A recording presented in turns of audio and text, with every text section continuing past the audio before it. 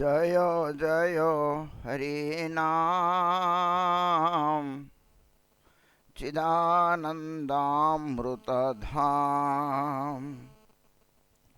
परतत्व अक्षरो आकारा परतत्व अक्षर आकार निज जने कृपा करी नाम रूपे अवतरी जीवे दया करिले अपार जीवे दया करिले अपार। जय हरे कृष्ण राम जगज्जन सुविश्राम सर्वजना मनसरंजना सर्वजन मनसरंजन मुनि वृंद निरंतर जिना मेरो समाधर कोरी गाय बुरियावा दाना कोरी गाय बुरियावा दान। हे कृष्ण नामाक्षर तुम्ही सर्वशक्तिधर जीवेर कल्याण वितरणे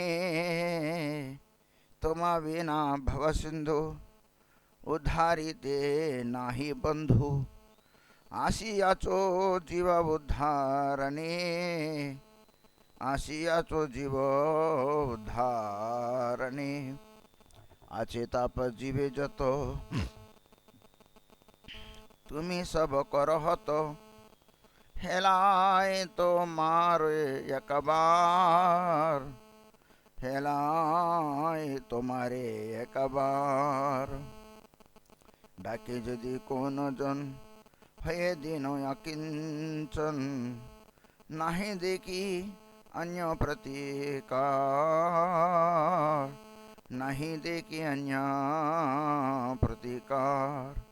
तब स्वल्प स्फूर्ति पाए उग्रताप दूरे जाए लिंग भंग है अनायासे लिंग भंग है अनायासे।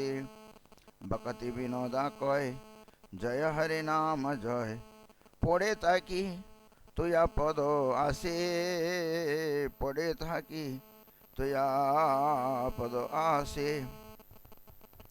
हरे कृष्णा कृष्ण कृष्ण हरे हरे हरे राम राम राम हरे हरे हरे कृष्ण कृष्ण कृष्ण हरे हरे हरे राम राम राम हरे हरे।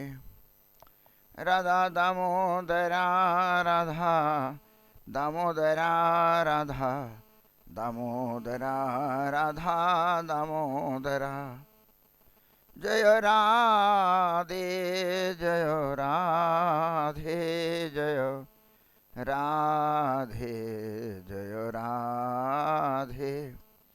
तय गौर हरि बोल हरि बोल हरि बोल हरि बोल।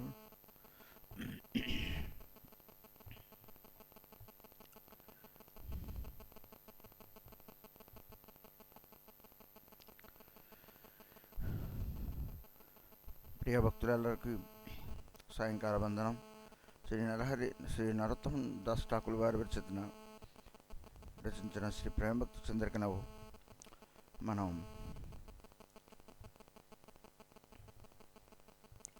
శ్రీ గురు కరుణా సింధు శ్రీ గురు చరణ పద్మ केवल भगवती सद्मा वंदोमयी सावधान मते जहारो प्रसादे बहाय ए भाव तरिया जाय कृष्ण प्राप्ति होय जहा होइते। गुरु मुखा पद्मा वाक्या चित्ते ते करिया एक्या आर ना करी हो मने आशा। श्री गुरु चरणे रति यही से उत्तम गति तारा सब जे प्रसादे पूरे सर्व आशा चक्षुदाना दिला जाय जन्मे जन्मे प्रभु से दिव्य ज्ञान हृदय प्रकाशित प्रेम भक्ति जहाँ होते अविद्या विनाशा जाते वेदे गाये जहाँ रचरित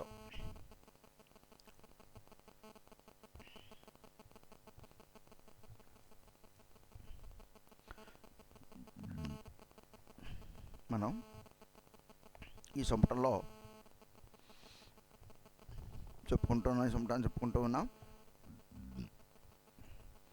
चक्षुदान दिला जय जन्मे जन्मे प्रभु से दिव्य ज्ञान हृदय प्रकाशित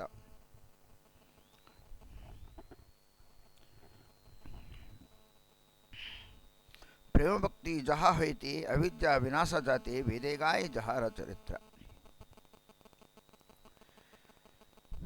दिव्य ज्ञान प्रकाशम प्रेम भक्ति लभ्యం. ఈ రెండు గురుదేవుల కృపతో జరిగేవి. ఈ రెండు కూడా అప్రాకృతమైనవి, కేవలం గురుదేవుల కృప వల్లనే మనకు లభించేవి. ఆనుష్కంగా అవిద్యా వినాశం కూడా జరుగుతుంది.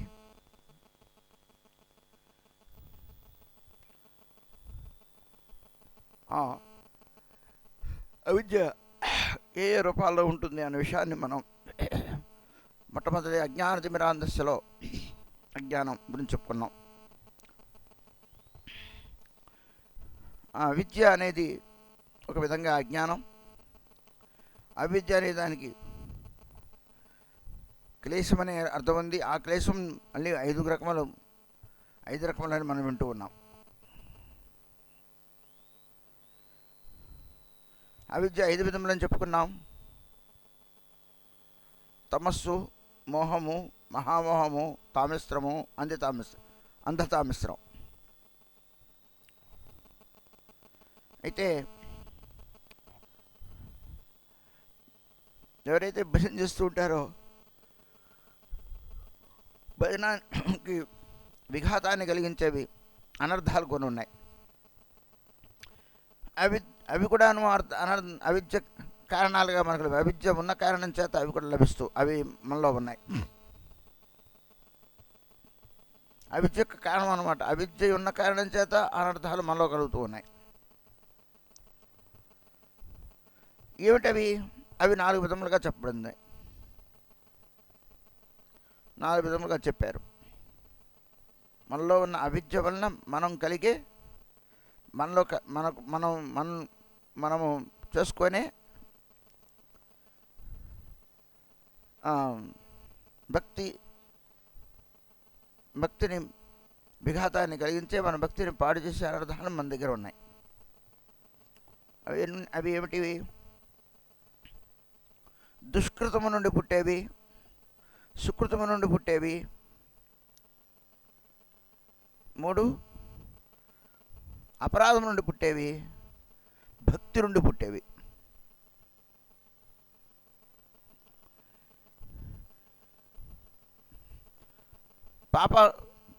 నేను పూర్వజన్మ పాపం చేయమన్నా లేదు, పాపం ప్రవృత్తి నాలో ఉన్న కారణం చేత నాలో ఆనందములు పుడుతూ ఉన్నాయి. అదే దాన్ని దుష్కృతములు అన్నారు. ఆ దుష్కృతములు ఉన్న కారణం చేత 5 విధమైన క్లేశములు మనకు కలుగుతూ ఉన్నాయి. ఆ క్లేశములు ఏం చెప్పుకున్నాం? అవిద్య, అస్మిత, రాగము, ద్వేషము, అభినివేశం. ఈ 5 కలుగుతూ ఉన్నాయి విషయముల పట్ల. అవిద్య అంటే ఏం చెప్పుకున్నాం? అజ్ఞానం అని గతంలో చెప్పుకున్నాం. తమస్సు, అందులో 5 భాగములుగా చెప్పేసుకున్నాం. అయితే పంచవిధ క్లేశంలో చెప్పబడే అవిద్య ఏదైతే ఉన్నదో అది వేరు. అది ఏ విధంగా ఉంది? అది 3-4 రకాలుగా ఉన్నది. ఏమిటిది? అశాశ్వత వస్తువులను పట్టుకొని శాశ్వతమని అనుకోవడం భ్రమ, లేదు మోహం, లేదు మాయ, లేదు అజ్ఞానం.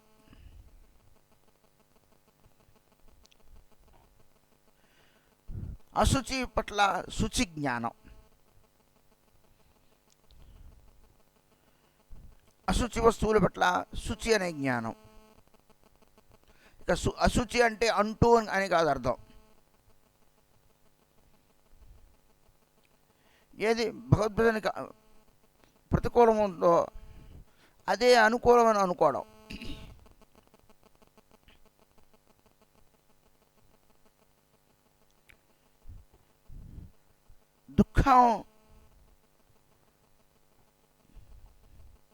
దుఃఖమందు దుఃఖాన్ని చూసుకొని సుఖంగా భావించడం.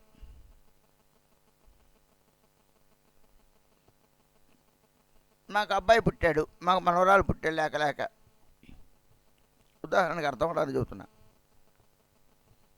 మళ్ళీ చాలా సుఖాన్ని, అది వాళ్ళకి చాలా సుఖాన్ని కలుగుతుంది. ఎందుకంటే వివాహం చేసుకున్నారు, తమకు సంతానం కావాలి. వివాహం అయినప్పటికీ సంతానం రోజులు గడుస్తున్నప్పటికీ సంతానం కలగలేదు. సంతానం లేని కారణం చేత బాధ మనసులో, పూజలు పురస్కారాలు ఇవన్నీ.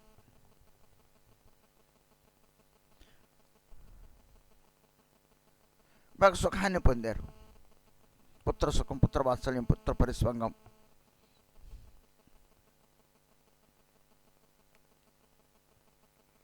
ఇక మా జీవితానికి పుత్రుడు చాలు అని దేవుడి దగ్గర ప్రార్థన చేశారు.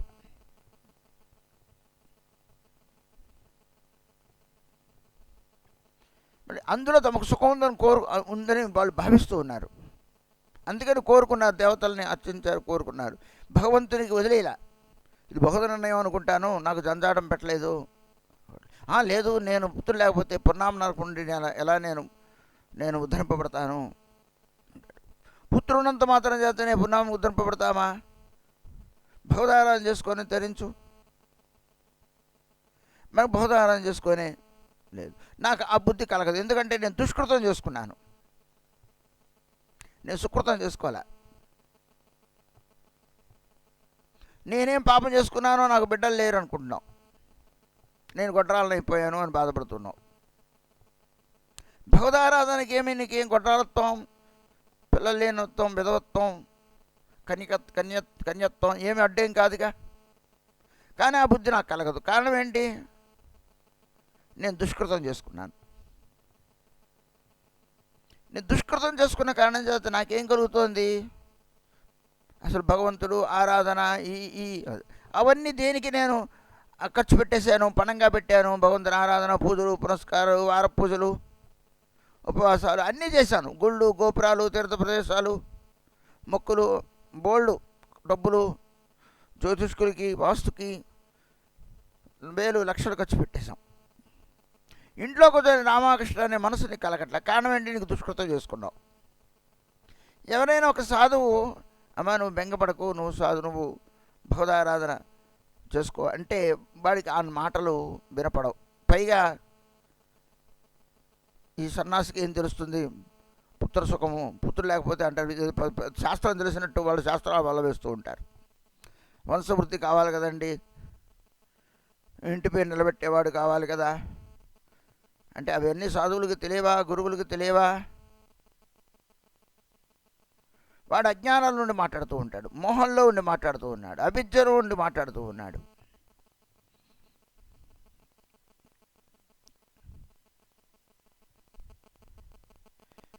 మనం వింటూ ఉంటాం,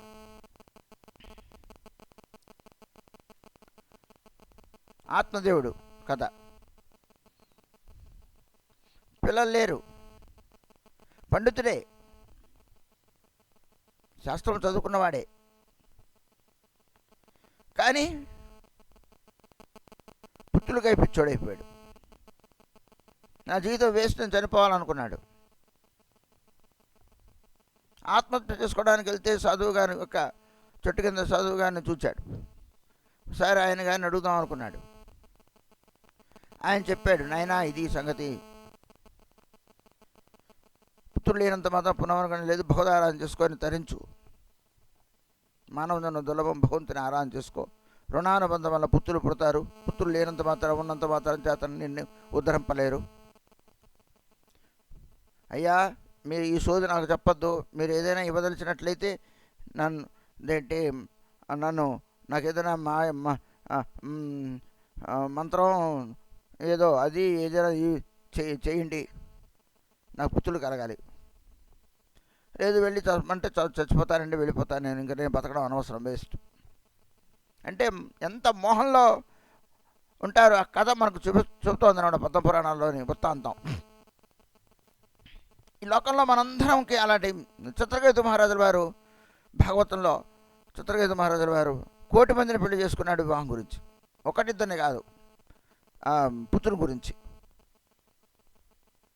3 సంతానం లేదు. ఏంటి 1,000,000 మందికి పుత్రుడు కలగలేదు. 1,000,000 మంది ఎందుకు చేసుకున్నాడు ఆయన? సంతానం గురించి చేసుకున్నాడు ఆయన. సాధువులు వచ్చి బోధాన చెప్పడానికి వస్తే వినడానికి రెడీగా లేడు ఆయన.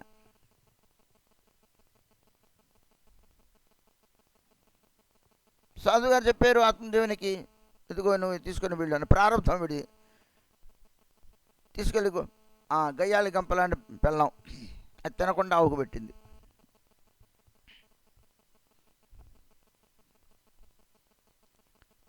భగవద్ నిర్ణయం. ఏదో కొరువు పెట్టేవాడు కావాలనుకుంటే ఉన్నప్పుడే కొరువు పెట్టాడు వాడు దుందుకారి. మనం కొని తెచ్చుకుంటూ ఉంటాం, మనం దుఃఖాన్ని అనుభవిస్తూ ఉంటాం. మనం ఏదైతే సుఖం అనుకుంటూ ఉంటాం, అందులో దుఃఖం దాగి ఉన్న సంగతి మనకు తెలియదు. అది అజ్ఞానం. నా పిల్లవాడికి ఉద్యోగం వస్తే నాకు హాయి.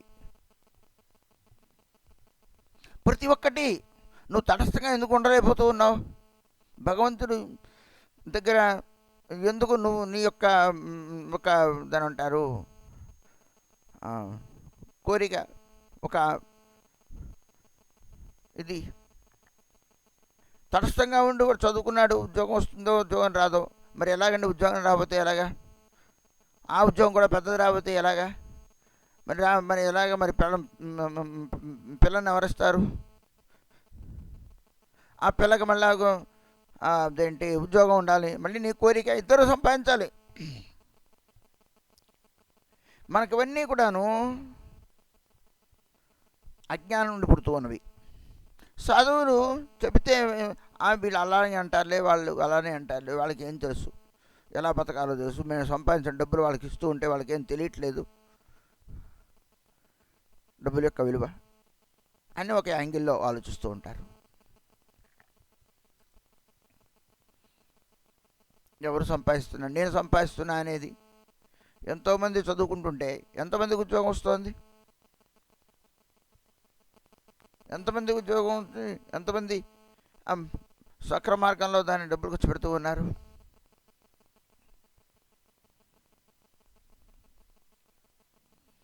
ధనం ఎంత వచ్చినా నీకు ఇంకా తక్కువగానే కనబడుతోంది.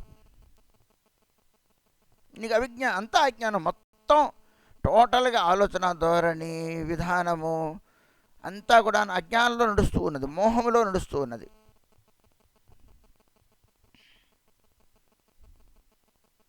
దుఃఖాలు అనిపిస్తూ ఉండాలి. కాళ్ళు వచ్చిన తర్వాత వేరే కాపురం పెడతా ఉంటుంది. తల్లికి 1 పైసా ఇవ్వడు వాడు. మరి నీ ఆనందం ఏమైంది?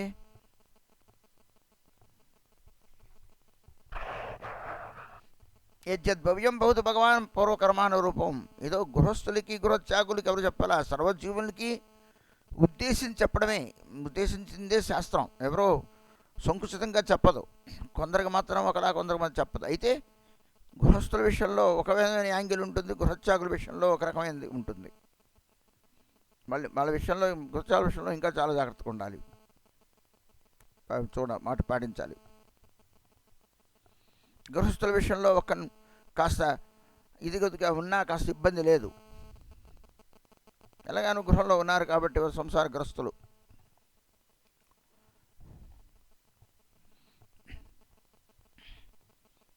కాబట్టి దుష్కృతం చేసుకున్న కారణం చేత, స్వస్వరూప జ్ఞానం లేని కారణం చేత, ఇదిగో ఈ అజ్ఞానము ఉన్న మన అనర్థములు ఉన్న కారణం చేత, అవిద్య వలన మనకు అనర్థాలు కలుగుతూ ఉన్నాయి. ఈ అనర్థములు ఏం చేస్తూ ఉన్నాయి? ఇవి అనర్థముల సంగతి అని మనకు తెలియదు. నేను జపం చేసేటప్పుడు, పూజ చేసేటప్పుడు, దర్శించుకునేటప్పుడు, దేవుని సేవించేటప్పుడు ఆ లోపల ఉండిపోయింది ఆ కోరిక. అది అలా అనుకోకుండా మనసులోనే ప్రార్థన చేస్తూ ఉంటుంది. అది నోటితో వెళ్ళను, చెప్పక్కల్లా, చేతులు కొట్టుకొని ఏమైనా చెప్పక్కలని హృదయంలో ఆటోమేటిక్గా ఆ భావం ఉండిపోయింది. భావగ్రాహి జనార్దుండి కదా అని కదా మనం చెప్పుకుంటూ ఉంటాం. భావానుగుణ్యంగా ఫలితాన్ని ఇస్తూ ఉంటాడు. భగవంతుడు కరుణామయుడు, కల్పతరు స్వరూపుడు, ఎవరేం కోరితే అది ఇస్తాడు. ఓకే, కానీ ఇప్పుడు ఇంతకీ మనం చెప్పుకొని ఏ విధమైన సంసారం నుండి ఉద్ధరింపబడ్డం అనేది మనకు లభింపదు. మనము సంసారమే మనం చేసుకున్న దుష్కృతం వలన కలిగింది.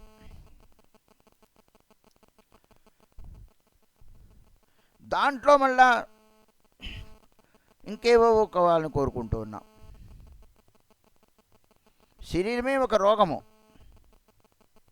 శరీరానికి వచ్చిన రోగం గురించి మనం ఆలోచిస్తూ ఉంటాం. ఈ శరీరమే అనిత్యమైనది. శరీరం పట్ల ఆత్మబుద్ధి కలిగి ఉన్నాం. ఈ శరీరముని భగవదారాధన నిమిత్తమే ఇచ్చాడు. దానికి మాత్రమే దీన్ని ఉపయోగించుకోవడానికి ఇచ్చాడు.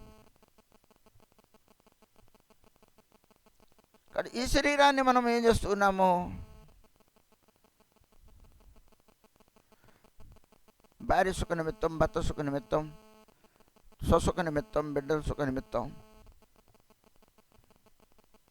ఆత్మసుఖం నిమిత్తం, నేను భగవత్ సుఖమునకే దీన్ని వెచ్చించట్ల. ఈ ఉపకరణాన్ని భగవంతునిది ఇది. దీని ద్వారా భగవంతుని సేవకై ఉపయోగపడే వస్తువు ఈ యొక్క మానవ దేహం.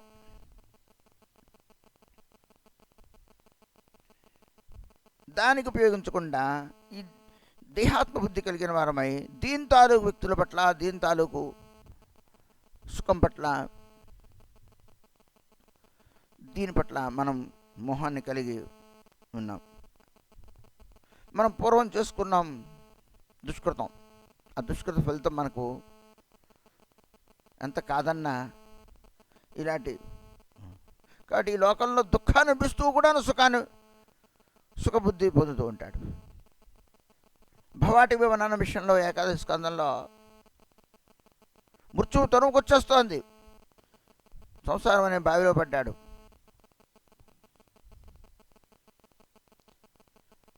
అనుక్షణము కూడా పటపటలాడుతోంది. కాలము కొమ్మ విరిగిపోయేలాగా ఉంది. ఆయుష్యణం అయిపోయేలా ఉంది. మృత్యువు ఎప్పుడు వస్తుందో తెలియదు. అక్కడ మధువు పడుతూ ఉంటే ఆ మధువుని ఆస్వాదిస్తూ ఆ దుఃఖంలో కూడాను సుఖాన్ని పొందాలని కోరుకుంటున్నాడు. మరి దుఃఖాన్ని మర్చిపోయాడు ఆ కాస్త గురించి. దుఃఖంలో కూడా దుఃఖంలో సుఖబుద్ధి పొందుతూ ఉన్నాడు.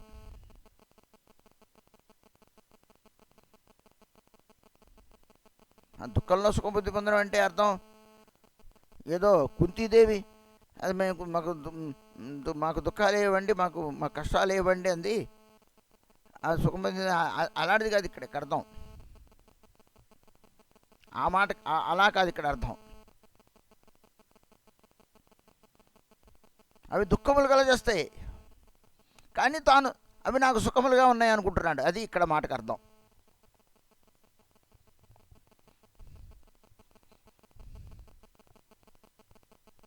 ఆవిడ మాకు ఈ లోకంలో దుఃఖాలే కలగజేయడు. ఎందుకంటే భగవంతునికి మేము భగస్మరణ మాకు కలగాలనుకున్నారు.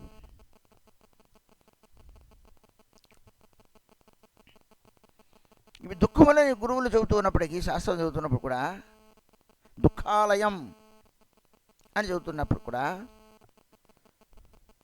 అది తమకు సుఖాన్ని కలగజేస్తుంది. అలాగే విభిన్న యాంగిల్స్లో మనకు అవిద్య ఉన్నది. అలానే అనాత్మ వస్తువునందు ఆత్మబుద్ధి. అనాత్మ అంటే ఏమిటి? ప్రాణహీనమైనది, ఆత్మరహితమైనది శరీరం. దానికంటూ ప్రత్యేకమైన సత్తా లేదు. మనం చొక్కా వేసుకున్నట్టు, చొక్కా తీస్తున్నట్టు ఆ శరీరం అలాంటిదిట. వీళ్ళే నా బంధువులు, నాకు నాకు నాకు నాకు మొన్న నాకు ఒంట్లో బాగోలేదు, మా ఆవిడే కదా నన్ను సపర్యలు చేసింది.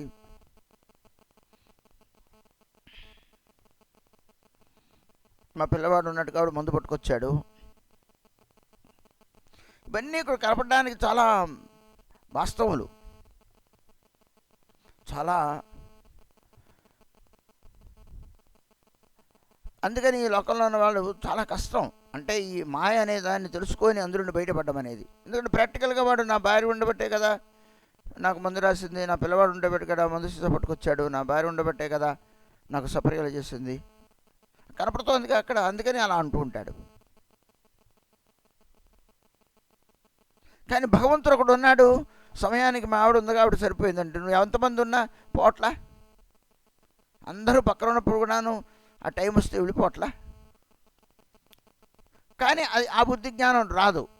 ఏదో నాకు ఉన్నాడు కాబట్టే కదా నా కొడుకు నన్ను వెంటనే డాక్టర్ దగ్గర తీసుకెళ్ళాడు అనుకుంటాడు.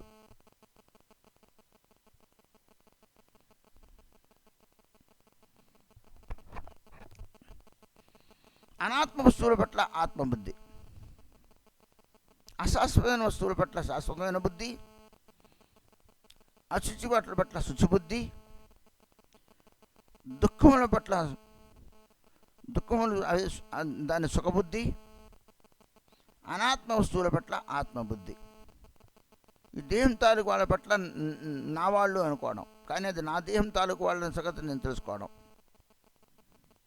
ఆత్మీయులు సాధువులను భగవంతుడు ఆత్మబంధువనో తెలుసుకోలేకపోవడం. నిజానికి లోపల ఆయన ఉండబట్టే నేను చేయగలుగుతూ ఉన్నాను, లేకపోతే ఆయన లేకపోతే బయట వాళ్ళు ఎంతమంది ఉన్నప్పుడు కూడాను ఏం ప్రయోజనం ఏముంది. ఆయన కనుక ఇక్కడి నుంచి వెళ్ళిపోతే లోపల నుంచి ఈ శరీరాన్ని నిలబెట్టేది, ఇలా మాట్లాడించేది, చేసేది, ఈ సంబంధాన్ని కూర్చేది ఒక ఆత్మ ఉన్నది కాబట్టి. ఆత్మస్వరూపుడైన భగవంతుని తెలుసుకోలేకపోవడం ఏదైతే ఉన్నదో, చివరికి ఉన్నాడా, అయ్యో పోయాడా, ఎక్కడ పోయాడు, కనపడుతున్నాడుగా, ఉన్నాడా పోయాడా, ఎవడు పోయాడు, అక్కడ ఉన్నాడుగా, ఎవడు పోయాడే ఉంది. మరి పోయాడు అంటున్నావు ఏంటి, ఆయన ఎక్కడ పోయాడు, అక్కడ ఉన్నాడు. ఇంతవరకు నువ్వు ఏది చూస్తున్నావో అక్కడ పోయాడు, అక్కడ నిద్ర అవుతున్నాడు, పోయాడు అంటావేంటి. మళ్ళీ ఏది పోతే మా ఆయన పోయాడు ఆ జ్ఞానం నీకు కలగాలిగా. అది ప్రాణస్వరూపం. ఆ ప్రాణం ఎప్పుడైనా చూసావా నువ్వు, అది ఉండబట్టి నీతో మాట్లాడగలిగాడు. మరి అది ప్రాణం పోయింది కదా, ఆ ప్రాణం ఎలా ఉంటుంది, ఏమైనా దాని గురించి తెలుసుకున్నావా. రేపు నా ప్రాణం ఉండబట్టి నేను ఉన్నాను, నా ప్రాణం పోతే ఏమైపోతుంది. ఆ ప్రాణం అంటే ఏమిటి, ఆ గాలి అంటే ఏమిటి, ఆ ఆత్మ అంటే ఏమిటి, ఆ పరమాత్మ అంటే ఏమిటి, ఆ దేవుడు అంటే ఏమిటి, ఆ ఎక్కడికి పోయాడు, ఏమైపోయాడు, కదలకుండా ఉండిపోయాడు ఏమిటి. ఇవన్నీ నీకు నువ్వు తెలుసుకోవాలిగా. నువ్వు శరీరం ఉండంగానే, నువ్వు బతికుండంగానే. ఇంతవరకు కదిలేవాడు ఎందుకు కదలట్లేదు, ఏమిటి అక్కడ పోయింది, ఆలోచన రావాలి కదా. శాస్త్రం చెబుతోంది, నువ్వు ఆలోచించక్కర్లేదు. ఇంతవరకు నువ్వు ఏదైతే అనుకున్నావో అది నీ కాకుండా పోయింది, నువ్వు అర్థం చేసుకో. ఇది వేరు, అదొకటి ఒకటి ఉన్నది అని ఒకటి నువ్వు అర్థం చేసుకో అని క్లియర్గా చెప్పేస్తూనే ఉంది. అది లేకపోతే ఇది లేదు, అది పోయింది కాబట్టి ఇది కాటికి వెళ్ళిపోతుంది అన్న సంగతి నీకు అర్థమైతే చాలు.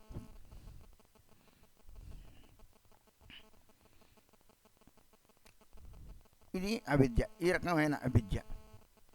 అస్మిత అంటే ఏమిటి, అహంకారం. అహంకార, నేను చేశాను, నేను ఇంతవాడిని, నేను ఈ శరీరం చూసి దాన్ని చూసి అస్మిత అనమాట. అభినవేశం, ఆయన అహంకారం కలిగి ఉండడం.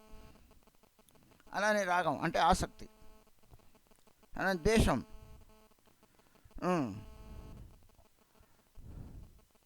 ఏదైతే దుఃఖాన్ని దాని పట్ల ద్వేషాన్ని కలిగి ఉండడం, తన సుఖానికి అడ్డుకొచ్చే దాని పట్ల ద్వేషాన్ని పొందడం, దుఃఖాన్ని దానికి కారణమైన దాన్ని దూరం చూసుకోవాలని కోరిక, దానివల్ల ద్వేషం కలిగి ఉండడం.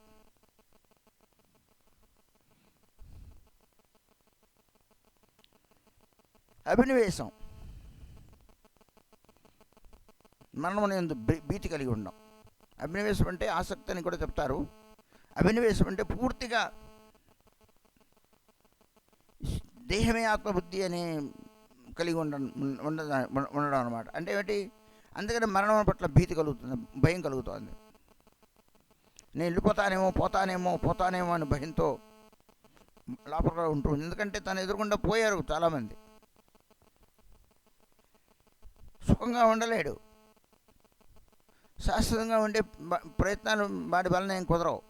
ఎందుకంటే జాతస్య ధ్రువోర్ముచ్చు, మృత్యు అనివార్యం. మహామహులందరూ కూడాను తపస్యాదులు చేసి మృత్యుని జయింపలేకపోయారు. 100 ఏళ్ళు తపస్సు చేశారు, కానీ మరణం భగవంతుడు అజుడు, అవ్యయుడు. భగవంతుడు తప్ప మిగతా వాళ్ళందరూ కూడాను మహాప్రళయంలో కూడా బ్రహ్మ శివాది దేవతలు కూడాను లయమైపోతారట. నువ్వెంతవాడి, నేనంతవాడిని, నేను కట్టుకున్న గూడు, నేను పెంచుకున్న మమకారాలన్నీ కూడాను మహాప్రళయం కొట్టుకెళ్ళిపోతాయి. మహారాజులందరూ ఎంతో చేశారు, కానీ రాళ్ల కుప్పలు మనకు కనబడుతూ ఉన్నాయి, గుట్టలు.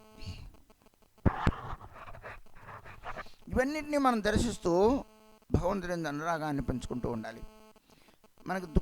మనకి ఈ యొక్క దుష్కృతం ఉన్న కారణం చేత ఇవన్నీ మనకు వినపడి కూడా వినపడవు, కనపడి కూడా కనపడవు, అర్థమయ్యి కూడా అర్థం కావు. మళ్ళా మనకు మాయ రాగి చెంబు మీద అంతా ఇది ఏర్పడిపోయి కుండలా కనబడుతుంది. మనకు స్వభావం మళ్ళా కుండ. మనం కుండం కాదు, మనం రాగి చెంబును తలతల మెరిచేదానివి, నువ్వు కుండలాగా కళాకాంతులు లేని వాడు కాదు అని చెబుతూ ఉన్నప్పుడు కూడా మనకున్న జన్మజన్మల దుష్కృతి ఉన్న కారణం చేత విస్మృతి అనేది కలుగుతోంది, భగవద్ విస్మృతి కలుగుతోంది. మనకున్న దుష్కృతి వలన భగవద్ విస్మృతి మనకు కలుగుతోంది. అనుక్షణం నేను చేశాను అంటే అయిపోయింది, దేవుని మర్చిపోయావు.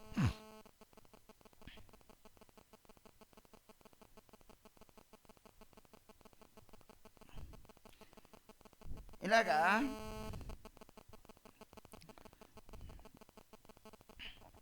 దుష్కృతోత్తములైన విషయాల్ని మనం ఇంతవరకు విన్నాం. ఇప్పుడు సుకృతోత్తములైనవి ఏమిటివి? సుకృతం చేసుకోవడం వలన, అంటే మంచి పని చేయడం వలన, పుణ్యకార్యములు చేయడం వలన కూడాను మనకు వచ్చే అనర్థాలు ఏమి ఉంటాయి?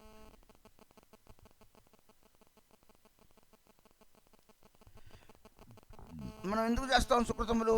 సుకృతములు అంటే మంచి పనులు అని అర్థం. సుకృతియే కాదు, ఏదో సుకృతి అనేది కాదు అక్కడ. సుకృతము మంచి పని అంటే పుణ్యకార్యము, దాన ధర్మాదులు ఇట్లాంటివి ఎందుకు చేస్తాం? భోగాభినివేశం ఉన్న వలన కలిసి చేస్తూ ఉంటాం. ఒకటి పెడితే భగవంతుడు నాకు పెడతాడు, చేస్తే నాకు మంచి కలుగుతుంది, మేలు కలుగుతుంది.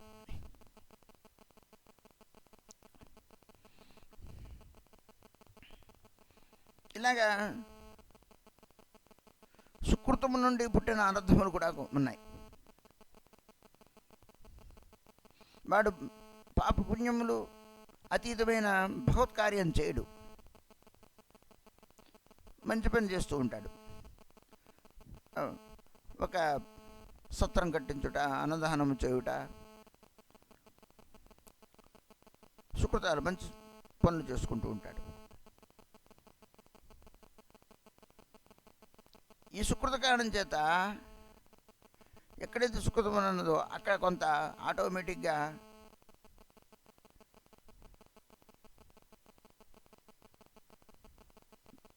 దోషం కూడా ఉంటుంది. సత్రం కట్టాడు, అక్కడ ఎవడైనా మందు తాగి చచ్చాడు అనుకోండి, లేకపోతే ఏదైనా విచారం చేస్తున్నాడు, లేకపోతే పేకాట అడుగుతున్నాడు, లేకపోతే అక్కడ మాంసం తిన్నాడు,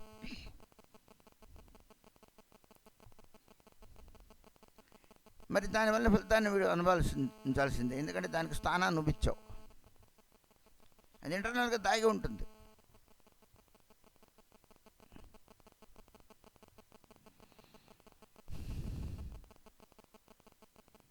దాని నుండి నీకు కొంత అనర్థాలు పుడుతూ ఉన్నాయి. నేను ఇంత దానం చేశాను, ధర్మం చేశాననే కోరిక అభినివేశం పుడుతోంది, అహంకారం పుడుతోంది.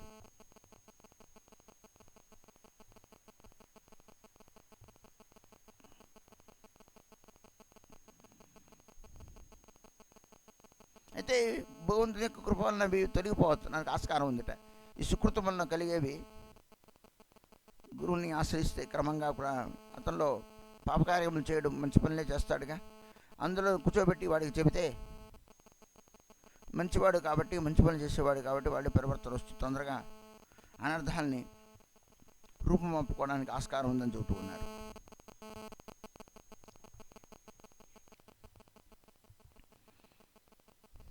అపరాధం నుండి పుట్టేవి.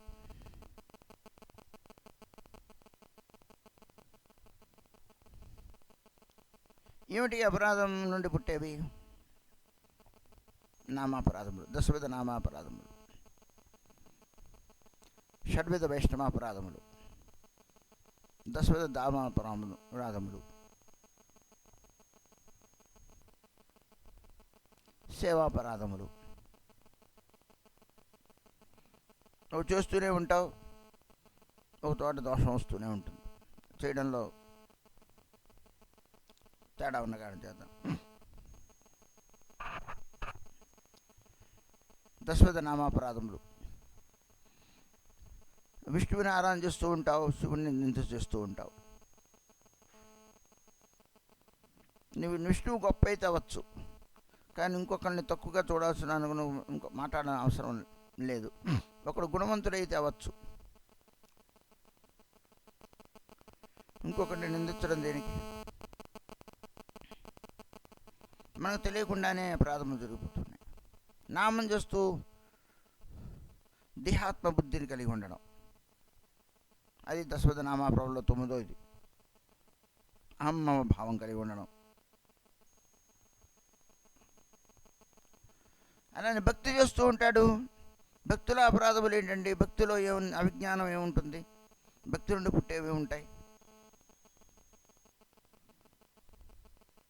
ఏమీ చేయవాడు కంటే కాస్తో కూస్తో భక్తిలోకి వచ్చినవాడు ఇతర సన్మార్గంలోకి గురు పదాసనం చేయడానికి కలుపు మొక్కలు పెరిగిపోతూ ఉంటాయి. నా అంత భక్తి లేదు, నేను మంత్రం తీసుకున్నా. నువ్వు వైష్ణవుడు అవడానికి చేసే తప్ప కానీ వైష్ణవ అభిమానం పొందడానికి చెప్పట్లా. నువ్వు వైష్ణవాభిమానం పొందుతూ నేను వైష్ణవుడిని నువ్వే అభిమానం పొందేలాగా నీకు దైన్యాన్ని పోకు, నేను దైన్యాన్ని పొంది ఉండాలి తప్ప కానీ.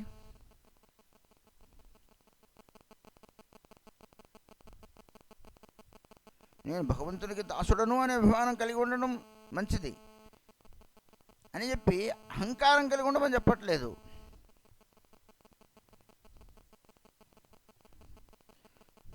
కీర్తి, నా పూజ, ప్రతిష్టాదులు నీలో వెంటనే కలుగుతూ ఉన్నాయి.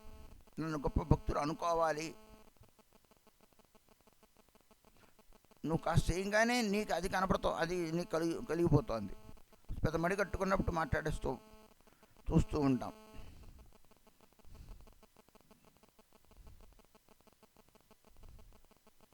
మనం లాభ పూజ ప్రతిష్టాదులు గూడు కట్టుకొని ఉన్నాయి లోపల. అది అజ్ఞానం వలన, తెలియకనే. అదేదో తెలిసి కూడా కాదు, అది అవిద్య.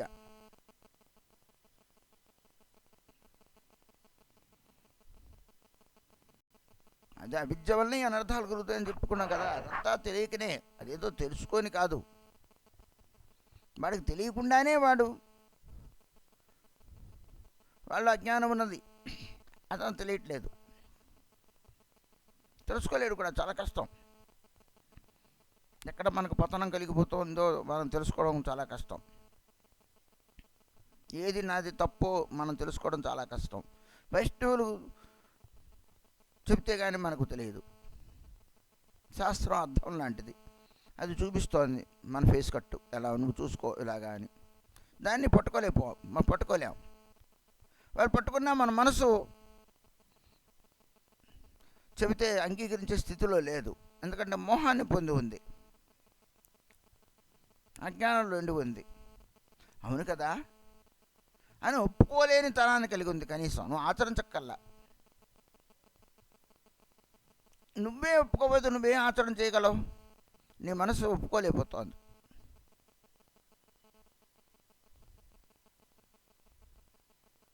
ఇంద్రియముల ద్వారా మనం సేవ చేస్తూ ఉంటామండి. కానీ భగవంతుడు ఏమన్నాడు? పువ్వులు గుచ్చుట, పువ్వులు గుచ్చుట, మాల వేయుట, నాకు మాల వేయి అన్నాడు. మాల వేయడం అనేది భక్తి కార్యం. పువ్వులను తీసుకొచ్చి గుచ్చి మాల వేయడం అనేది ఒక భక్తి కార్యం, భక్త్యంగం, మాలా సమర్పణం. కానీ నువ్వు మాల కుట్టేంతసేపు భగవంతుని ఎందు మనసు ఉంచావా?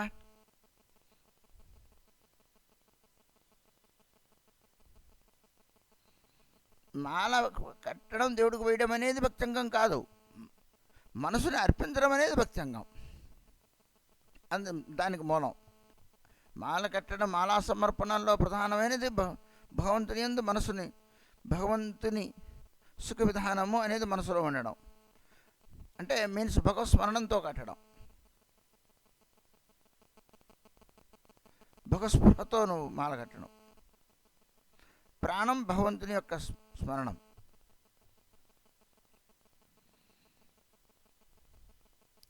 నువ్వు లోపలే అనుకుంటూ ఉంటావు, నేను కృష్ణుడికి కట్టాను అని. ఒకవేళ కృష్ణుడికి ఆ పూజారి వైకుండా ఇంకా అంతకంటే అందమైన మాల ఎవరో పట్టుకొస్తే వేశాడు. ఆయనకేమి స్వార్థమే ఉంటుంది, అంతా దేవుడికే. నా మాల వేయలేదు, పూజారి గారిని నువ్వు ఏకేస్తావు పట్టుకొని.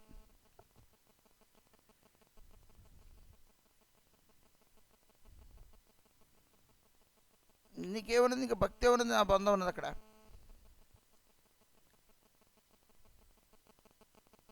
నీది నీ మాల ఏమున్నది? ఇంకా సేవ ఏమన్నది? తత్పరత ఏమన్నది? సమర్పణం ఏమన్నది?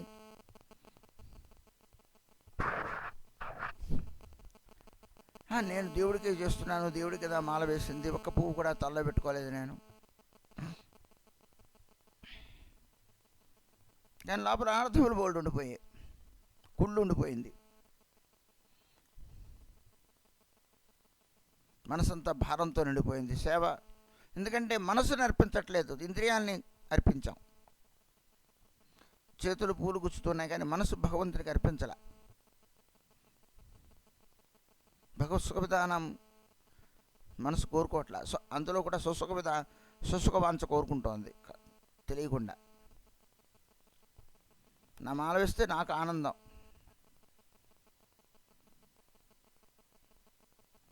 అలా విభిన్న యాంగిల్స్లో మన మనసు చాలా అనర్థాన్ని పొంది ఉన్నది. అవి అజ్ఞానంలో ఉన్నది. నా సుఖమనకే దేవుడు సేవ చేస్తాను, దేవుడి సుఖమనకే.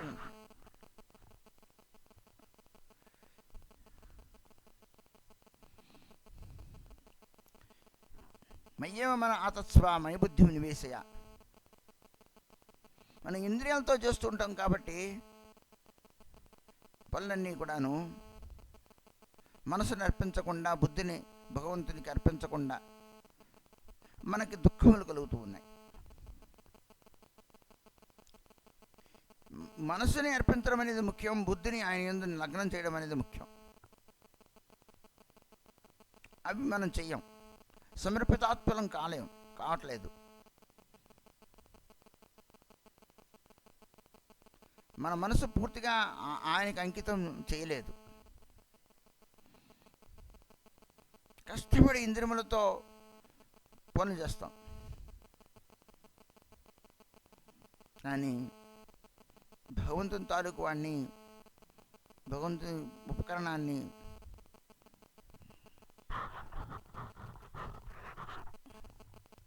సమర్పితాత్పలం కాము.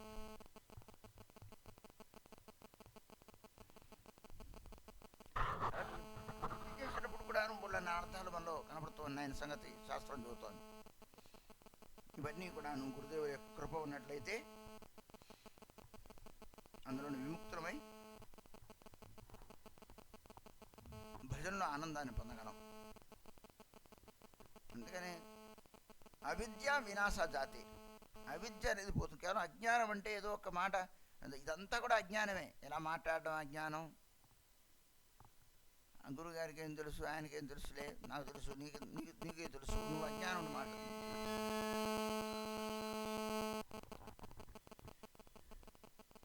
అజ్ఞానం నుండి మాట్లాడుతూ ఉంటాం. ఎందుకంటే మన అజ్ఞానంలో ఉన్న కారణం చేత వాళ్ళు చెప్పే దాన్ని పాయింట్ని పట్టుకోలేం, అందుకోలేం.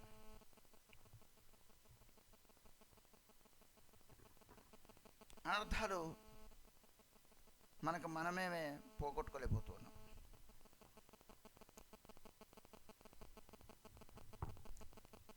అదండి. चक्षुदाना दिला जे जन्मे जन्मे प्रभु से दिव्य ज्ञान हृदय प्रकाशिता प्रेम भक्ति जहाँ होते अविद्या विनाशा जाते వేదే గాయ జహారో చరితం. వేదంలో, వేదానుగత గ్రంథాల్లో, శాస్త్రాదుల్లో, భాగవతాదుల్లో, భగవద్గీత మొదలైన మాట అన్నింటిలో కూడాను గురువు యొక్క మహిమని కీర్తిస్తున్నాయి గ్రంథాలన్నీ కూడా. వేదేగాయ వేదములు గానం చేయుచున్నాయి. వేదములు అంటే వేదములు, వేదానుగత సమస్త పురాణ ఉపనిషత్తులు అన్నీ అని అర్థం. గురువు యొక్కని గురువు అనేది ఒక, నేను చెప్పాను, ఒక తల్లి అనేది ఒక పదవి. తల్లి అనేది ఒక స్థానం అన్నమాట. తల్లి అనేది ఒక స్థానం. అది నా దగ్గర ఒక తల్లి రూపంలో ఉన్నప్పుడు అది నాకు తల్లిగా, ఆవిడ నాకు తల్లిగా ఉంటుంది. ఇంకొక పిల్లవాడికి ఆవిడ గారు అతనికి తల్లి. నాకు అక్క వచ్చు, కానీ నా తల్లి వేరు, నా అక్క వేరు. నా అక్క కొడుకు వాడికి తల్లి స్థానంగా వాడు చూడాలి. తల్లి అనేది ఒక స్థానం. ఇప్పుడు బ్రహ్మ పదవి, ఇంద్ర పదవి ఎలా ఉంటాయో అంటే ఆమెకు అర్థపడడానికి తల్లి తండ్రి అనేది ఒక స్థానం ఎలాంటిది ఉందో అలాంటిది గురువు అనేది ఒక స్థానం అనమాట. ఒక ఉత్తమోత్తమైన స్థానం. అది ఏ స్థానము అంటే అది భగవంతుని పొందింపచేయడానికి ఒక కేటగిరీ, ఒక స్థానం. అది ఒక పదవి, ఒక తత్వం. అది ఒక తత్వ వస్తువు.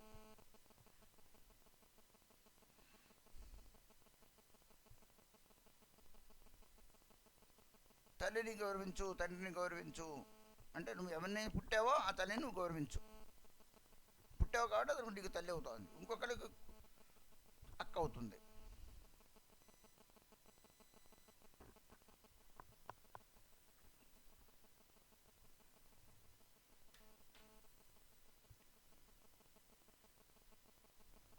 అయితే సునీతి లాంటి తల్లి, కౌసల్య లాంటి తల్లి, మరి కౌసల్య లాంటి తల్లి లాంటిది కాకపోయింది మన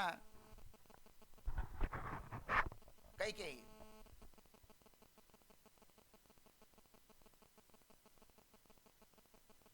కైకేయి తల్లి అయినప్పుడు కూడా నువ్వు తల్లివి కాదన్నాడు భరతుడు.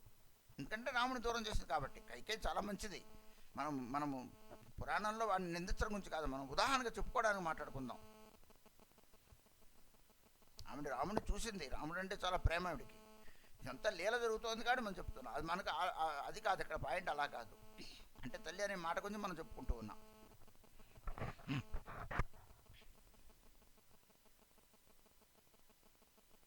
రావణాసురుడు యొక్క భార్య మండోదరి మహాపతివ్రతల్లో ఒకటి, పంచపతివ్రతల్లో ఒక ఆమె. రాక్షసుని భార్య రావణాసురుడు చెడువాని ఉద్దేశంతో మండోదరిని మనం అనలేం. చాలా సౌందర్యవతి ఆమె, చాలా పతివ్రత స్త్రీ.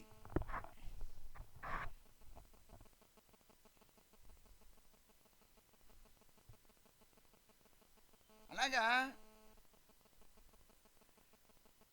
తల్లులందరూ అయినప్పుడు కూడా తల్లి కేటగిరీ ఒకటి కాదు. ఆయా కారణంగా ఆయా తల్లి పుడుతుంటారు. ఆ స్థానములు వేరు, వాళ్ళు పొందారు. సునీతి బుందితో వైకుంఠానికి వెళ్ళిపోయింది సునీతి. పుష్కమేళంలో వైకుంఠానికి వెళ్ళిపోయింది ఆమె, అంత పుత్రుని బహుదారాధనకు పంపించిన కారణం చేత.